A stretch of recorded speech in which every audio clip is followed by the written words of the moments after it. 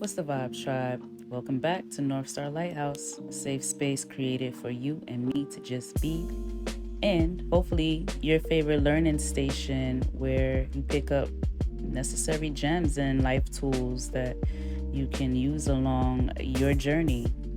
These are some gems that I've picked up along my healing journey and has brought me to understand more of why I came to Earth. And so hopefully through spending time with me here at the Lighthouse, you can illuminate your own path and why you've chosen to come to Earth. First, if you want to be a part of the tribe, go ahead and follow me on all of my social media platforms where I drop lots of gems in my content, and you can support me through my Etsy shop as well. And now, on to today's topic, the universal laws. Did you guys even know that there are universal laws? I mean, of course you do. You don't need to learn this in school. Living your life experience will teach you the universal laws. There are some that you may be more conscious of and aware of than others, like gravity. There's a universal law of gravity. Don't need to go to school to learn that you won't fly off into space if you walk. Pretty much know that what goes up must come down eventually. So that is everyday life experience. We just learn that by living. We don't need a teacher to teach us such things. There are other universal laws. Today I'm only going to mention 12 out of many. Some that have been very helpful for me in understanding why things happen the way they do, how things happen the way they do in life experience, and also how to gain control over my thoughts, feelings, and actions, aka all of manifestation. Whether you are consciously manifesting or unconsciously manifesting, you are manifesting the things that's happening around you in your experience. We don't talk about this enough. So I emphasize this in pretty much all of my content about why it's so important to take care of your thoughts, your feelings, and to move on inspired action when it comes about. Because if we do not, then we are pretty much guaranteed to manifest things unconsciously. And that includes things that we do not want to happen, where we can manifest more of the things that we do want to happen if we are taking care of those things. The law of divine oneness says everything is connected. We all come from the same source. We're all energy and affecting one another. One of my favorite analogies that I've learned is think of a bottle of ink, and someone throws that bottle of ink against the wall. The ink splatters everywhere. Can you imagine that? Now, think about what that splatter looks like. There's some here, there's some there, on the wall, on the floor, a little bit everywhere. Now, those individual splatters are not now separate, or individual for that matter, simply because they exist in what we perceive as a different space. It still all came from one source, from the original pool of ink. Therefore, it is still one. Now, universal law number 2, the law of vibration, which says we are all energy and continuously emitting vibrations. Be aware of the frequency you are emitting, because you are emitting a frequency. We all are. And everything we see, hear, smell, taste, and touch as a part of our 5 sensory interpretation is also vibrating. But we are so good at translating vibration, which we've worked on since we were born, that it doesn't seem that way, as the same way we might be able to notice vibration from an earthquake and seeing things shaking around us. But in actuality, things are always shaking and vibrating around us, just at different levels and degrees. Universal law number 3, action, is inspired. When you are in alignment, you'll receive guidance from your feelings. We should really only take action when we're clear and from what feels right. Now, habitual action versus inspired action are definitely different. I'll talk about that in another episode. However, there are things that will feel like we need to move, and that is called inspired action. And there are other things that we'll do habitually, which is like brushing our teeth, which is also an action but doesn't require inspiration. It's just something that we do on a frequent basis, so it doesn't require much thought. Nonetheless, if you did not take this action, you might feel differently than when you do. So our emotional guidance system plays a prominent role when it comes to actions that we perform. Universal law number 4 is the law of correspondence, which says, as above, so below, as within, so without. Our inner realities create our outer world. We have control over our lives completely as long as we focus on what we want. This one was a little tricky for me to grasp at first, and then it really dawned on me that it's true. What we're perceiving and how we interpret it is why we're seeing it, hearing it, feeling it the way that we are, is because that is the way that we're perceiving it. Two people can be standing in the same position, looking at the same thing, and have completely two different experiences based on the way that they are perceiving and interpreting that thing. It doesn't make one right or wrong. It just is the way that it is. So if there's peace around you, that's because there's peace inside of you. And if there's chaos around you, that's because there's chaos inside of you. Either way, you have control over how you perceive and interpret the things that you are looking at with your physical eyes and changing it from within. Universal law number 5 is the law of cause and effect, which is basically input equals output. I think this is pretty easy for most of us to understand because we know the energy that we put into something is usually the energy that we get out of it. Now, keep in mind, it doesn't matter what and how you describe this energy overall.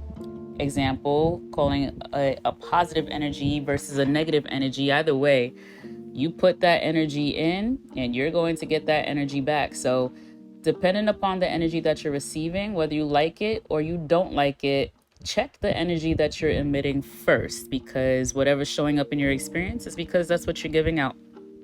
Universal law number 6, the law of compensation.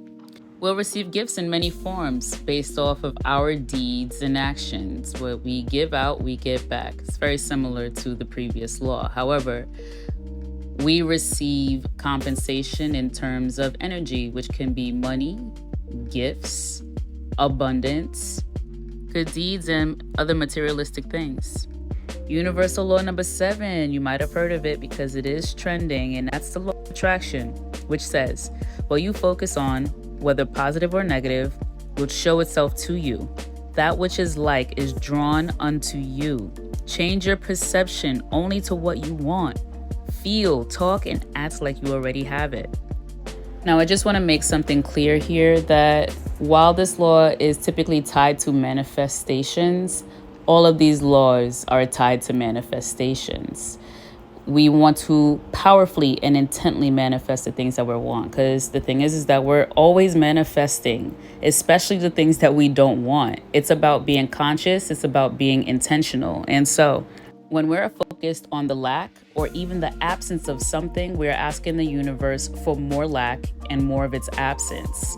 If it doesn't feel good, or if it doesn't feel right, or it doesn't feel true that this thing is going to manifest, you want to put your efforts into one of the other laws, like good deeds. Go and do a good deed. Put your focus somewhere else and allow your manifestation to make its way to you, the one that you really want. Moving on, the law of perpetual transmutation, which says, change your life's condition by changing your vibration. Rearrange the way that you think. Now, I produce content on how to do this. 3 recommendations I have is to change the circumstance if you can, change your environment if you can, and if all else fails, you want to change your perception, the way that you are looking, perceiving, and interpreting a thing that is putting you in a lower vibration. We want to be able to move up the vibrational scale when we feel anything lesser than content, satisfied, or hopeful. It is our responsibility to feel better. Basically, it doesn't matter what's actually occurring on the outside of us, because our inner world is producing our outer world. So that is just a mirror to show us a reflection of the work that we need to do. And so changing your perception is the one that is easiest to do. You could do it anywhere at any time and no one notices. All right, moving on to universal law number 9, which is the law of polarity. And that says, everything has its opposite. Focus on the end that you want, because perceived negative or positive events perpetuates itself. So If you are in good vibes, you're going to experience more good vibes. If you are not in good vibes, you're going to experience more of not good vibes. It's like when someone says, I woke up on the wrong side of the bed this morning, and 8 hours later, they're still upset about it because all of these other events started to happen and go the wrong way. And that's because they never worked their way up the emotional scale to get out of that vibration. The universe gives us the vibrations that we're emitting. So that is why I preach and talk to you guys about how important it is to move up the emotional scale. Otherwise, you're just going to continuously perpetuate situations that feel the same. They might look different, but you're the common denominator in all of your reality. So it's you. Take responsibility, own it, and change it. I also just want to add that one end equals the other end.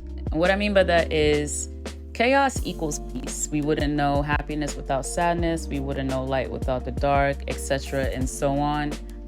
We need both ends. And so keep that in mind. When you're focused in one area, that means that you're on the way to the other area. Being responsible for your feelings and implementing self-care routines and knowing how to move up the emotional scale faster is helpful in manifesting more positive feelings and positive ends in your circumstance.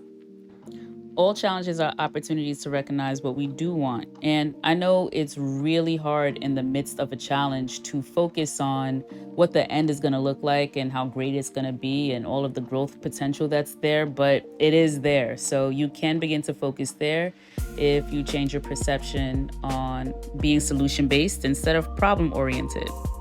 Anyways, all is relative to our perception. So when you say reality is, you are speaking for yourself. You are not speaking for every human being on this planet. We all perceive things differently.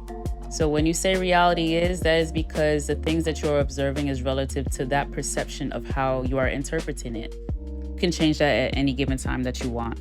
Just try your best, tribe, to imagine how do you feel other than negative, because you want to bring in more of what you do want. So be careful where you're focusing.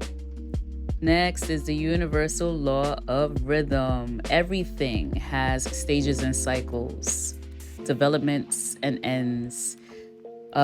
Nature is the best example of this. Okay, you got 4 seasons for the most of us: spring, summer, fall, and then winter. There's all cycles, there are all stages.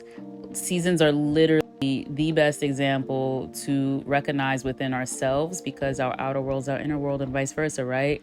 So that's the same thing for us. We have beginning stages, middle stages, and then we have end stages. So when something is ending and it feels like the worst thing in the world, just know that something else is beginning, and it's probably something that you want, because there's new blooms, there's new potentials, there's evolution in the beginnings ahead. And here we go, tribe. Last but not least is the universal law of gender. In every individual, there is masculine and feminine energy. Okay, we embody both principles.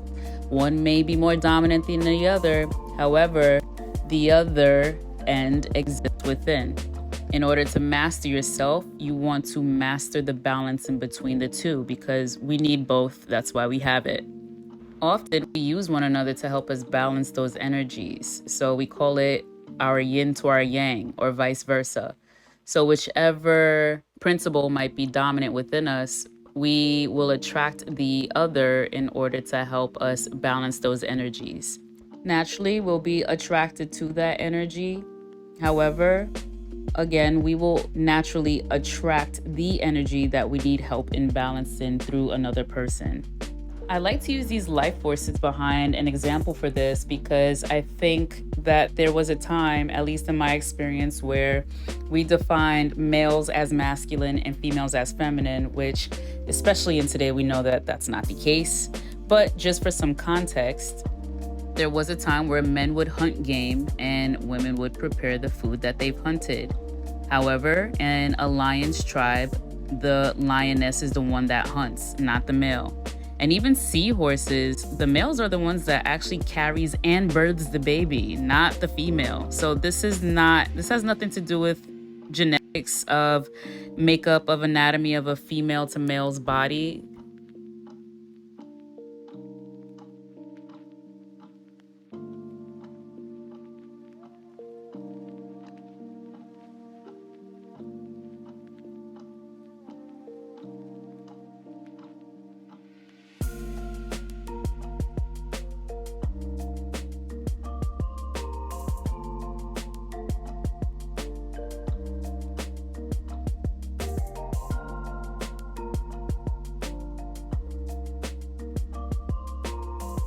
These are principles that are embedded in our DNA makeup, all of us. When our masculinity is illuminated, we're more active, logical, and intellectual. When our femininity is more illuminated, we are more nurturing, intuitive, and gentle. One depends on the other for balance. Without masculinity, we'd be more passive and irrational. And without femininity, we'd have less restraint and be more aggressive. So it's important to balance the two. Tribe, that concludes the 12 universal laws that I wanted to deliver to you today. I can talk about this all day. In the near future, I'll be holding workshops and how to assimilate these laws into your life and make them work for you so that you become a powerful manifester of the things that you want, because that's why you came. That is what you deserve. And when we do so, there'll actually be more peace and harmony around us in the world. So for now, tribe, I hope that you attract another individual in which you can have more conversation on this and continue to expand. If there's any thoughts that you want to leave down in the comment box below, please do. I would love to continue the conversation here. You can use any one of my social media platforms to reach out to me directly, in which we could have a deeper, more detailed conversation around this topic and any other topic that I've produced so far. For now, thanks for all your support, and I'll see you in the next one. Namaste. Have a good day.